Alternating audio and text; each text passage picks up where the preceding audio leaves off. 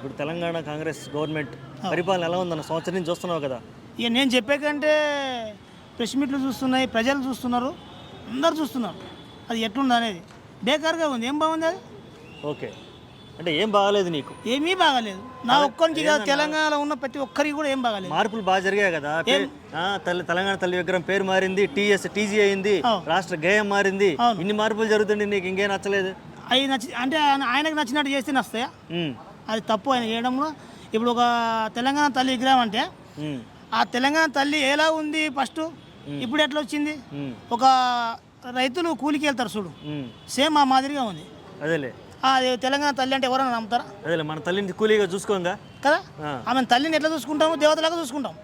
కేసీఆర్ కూడా సొంత నిర్ణయం ఆయనకు నచ్చినట్టుగా పెట్టలే. ఓకే, పెద్ద పెద్దోళ్ళని మేధావులను అడిగి ఇట్లా పెడితే బాగుంటుందా అని చెప్పేసి చేసిండు. ఏదైనా కూడా ఆయన ఏ పని చేసినా, కింద ఒక ఇల్లు కడుతున్నామంటే పునాది కూడా 10 మందిని అడిగి, ఒక 10 మంది పంతులను అడిగి చేసిన ఆయన. ఈ ఈయనలకు సొంతంగా చేయలే.